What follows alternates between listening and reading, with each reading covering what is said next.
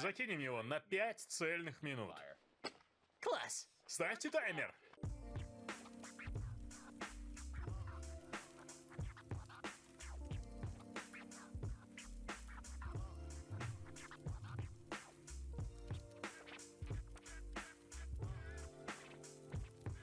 Пластиковая рукоятка горит, прошло 2,5 минуты.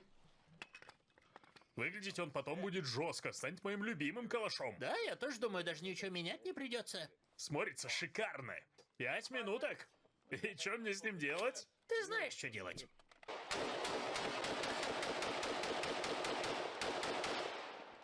Клин!